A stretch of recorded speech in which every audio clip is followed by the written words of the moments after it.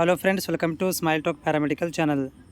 Agriculture ಕೋಟಾದಲ್ಲಿ quota ಬಯಸಿರುವಂಥ ವಿದ್ಯಾರ್ಥಿಗಳಿಗೆ ಈಗಾಗಲೇ ಒಂದು ಅಪ್ಲಿಕೇಶನ್ಸ್ಗಳನ್ನು ಅಪ್ಡೇಟನ್ನು ಕೂಡ ಮಾಡಿದ್ದೀರಿ ಮತ್ತು ಅಪ್ಲೋಡ್ ಕೂಡ ಮಾಡಿದ್ದೀರಿ. ಸೊ ಅಂಥ ವಿದ್ಯಾರ್ಥಿಗಳಿಗೆ ಡಾಕ್ಯುಮೆಂಟ್ ವೆರಿಫಿಕೇಷನನ್ನು ಸ್ಕೆಡ್ಯೂಲನ್ನು ನಿಗದಿ ಮಾಡಲಾಗಿದೆ. ಸೊ ಅದರ ಬಗ್ಗೆ ಈ ಒಂದು ಮಾಹಿತಿ ಇರುತ್ತೆ. ಯಾರೆಲ್ಲ ಈಗ ಅಗ್ರಿಕಲ್ಚರ್ ಕೋಟಾ ಬಯಸ್ತಾ ಇದ್ದೀರಿ, ಸೊ ಅಂಥ ವಿದ್ಯಾರ್ಥಿಗಳಿಗೆ ದಿನಾಂಕವನ್ನು ನಿಗದಿ ಮಾಡಲಾಗಿದೆ. ಏನಂತಂದರೆ ಇಲ್ಲಿ ಅನರ್ಹ ಅಭ್ಯರ್ಥಿಗಳು ಮಾತ್ರ ಸೂಕ್ತವಾದ ಮೂಲ ದಾಖಲಾತಿಗಳನ್ನು ಖುದ್ದಾಗಿ ಸಂಬಂಧಿತ ಪ್ರಾಯೋಗಿಕ ಕೇಂದ್ರಗಳಿಗೆ ಸಲ್ಲಿಸುವುದು. ಅಂದರೆ 17ನೇ ತಾರೀಕಿಗೆ ಯಾರು ನೀವು ಒಂದು ನಾಟ್ ಎಲಿಜಿಬಲ್ ಲಿಸ್ಟ್ ಬಂದಿತ್ತು ಅಂಥ ವಿದ್ಯಾರ್ಥಿಗಳಿಗೆ ಹೋಗಿ ನೀವೇನು ಮಾಡಬೇಕಂದ್ರೆ ಖುದ್ದಾಗಿ ಹೋಗಿ ಫಿಸಿಕಲ್ ವೆರಿಫಿಕೇಷನ್ ಮಾಡಿಸ್ಬೇಕಾಗತ್ತೆ.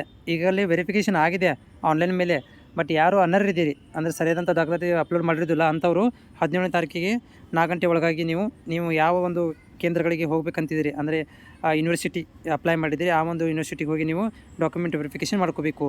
ಅದಾದ ಮೇಲೆ ಪ್ರಾಯೋಗಿಕ ಪರೀಕ್ಷೆ ಅರ್ಹ ವಿದ್ಯಾರ್ಥಿಗಳು ಪಟ್ಟಿಯನ್ನು ರಾಜ್ಯ ಎಲ್ಲ ಕೃಷಿ ಮತ್ತು ಕೃಷಿ ಸಂಬಂಧಿತ ಯೂನಿವರ್ಸಿಟಿಗಳಲ್ಲಿ 19ನೇ ತಾರೀಕಿಗೆ ಸಂಜೆ 4 ಗಂಟೆಗೆ ಪ್ರಕಟಣೆ ಮಾಡಲಾಗುತ್ತೆ ಅಂತೆ. ಅಂದರೆ ಈಗ ಯಾರೆಲ್ಲ ಎಲಿಜಿಬಲ್ ಆಗಿರ್ತೀರಿ, ಇದು ಡಾಕ್ಯುಮೆಂಟ್ ವೆರಿಫಿಕೇಷನ್ ಆದಮೇಲೆ ಯಾರೆಲ್ಲ ಎಲಿಜಿಬಲ್ ಆಗ್ತೀರಿ ಅಂಥದ್ದು 19ನೇ ತಾರೀಕಿಗೆ ಲಿಸ್ಟನ್ನು ಎಲ್ಲ ಯೂನಿವರ್ಸಿಟಿಗಳಲ್ಲಿ ಹಾಕ್ತಾರಂತೆ. ಸೊ ಹಚ್ಚಿದ ಮೇಲೆ ಅಂಥ ಅರ್ಹ ವಿದ್ಯಾರ್ಥಿಗಳಿಗೆ ಹಾಲ್ ಟಿಕೆಟ್ ಡೌನ್ಲೋಡ್ ಮಾಡ್ಕೊಳ್ಳಿಕ್ಕೆ 20ನೇ ತಾರೀಕಿಗೆ ಇರುತ್ತೆ. ಅದು ಸಂಜೆ 4 ಗಂಟೆ ತನಕ ಇರುತ್ತೆ. ಗಂಟೆಯ ನಂತರ 4 ಗಂಟೆ ನಂತರ ಒಂದು ಹಾಲ್ ಟಿಕೆಟ್ ಡೌನ್ಲೋಡ್ ಮಾಡ್ಕೊಳ್ಳಿಕ್ಕೆ ಚಾನ್ಸಸ್ಸನ್ನು ಕೊಡ್ತಾರೆ. ಅದಾದ ಮೇಲೆ ಹಾಲ್ ಟಿಕೆಟನ್ನು ಈಗಾಗಲೇ ಡೌನ್ಲೋಡ್ ಮಾಡಿಕೊಂಡಿರೋ ಅಭ್ಯರ್ಥಿಗಳು ಪರಿಷ್ಕೃತ ದಿನಾಂಕ ಪ್ರಾಯೋಗಿಕ ಪರೀಕ್ಷೆಗೆ ಹಾಜರಾಗಲು ಅರ್ಹರಾಗಿರುತ್ತಾರೆ. ಅದರಿಂದ ಮತ್ತೊಮ್ಮೆ ಹಾಲ್ ಟಿಕೆಟ್ ಡೌನ್ಲೋಡ್ ಮಾಡಿಕೊಳ್ಳಬೇಕಾಗಿಲ್ಲ. ಅಂದರೆ ಈಗಾಗಲೇ ಯಾರಾದರೂ ಒಂದು ಹಾಲ್ ಟಿಕೆಟ್ ಡೌನ್ಲೋಡ್ ಮಾಡ್ಕೊಂಡಿದ್ರೆ ಸೊ ಮತ್ತೆ ಡೌನ್ಲೋಡ್ ಮಾಡ್ಕೊಳ್ಳೋಂಥ ಅವಶ್ಯಕತೆ ಇರೋಂಗಿಲ್ಲ. ಅದೇ ಹಾಲ್ ಟಿಕೆಟನ್ನು ನೀವು ತೊಗೊಂಡು ಹೋಗ್ಬೋದು. ಅದಾದ ಮೇಲೆ ಪ್ರಾಯೋಗಿಕ ಪರೀಕ್ಷೆ ರಾಜ್ಯದ ಎಲ್ಲ ಕೃಷಿ ಮತ್ತು ಕೃಷಿ ಸಂಬಂಧಿತ ಯೂನಿವರ್ಸಿಟಿಗಳಲ್ಲಿ 17 ಕೇಂದ್ರಗಳಲ್ಲಿ ಏಕಕಾಲದಲ್ಲಿ 25ನೇ ತಾರೀಕಿಗೆ ನಡೆಸಲಾಗುತ್ತೆ. ಸೊ ಅದಾದಮೇಲೆ 28ನೇ ತಾರೀಕಿಗೆ ಫಲಿತಾಂಶವನ್ನು ಪ್ರಕಟಣೆ ಮಾಡಲಾಗುತ್ತೆ.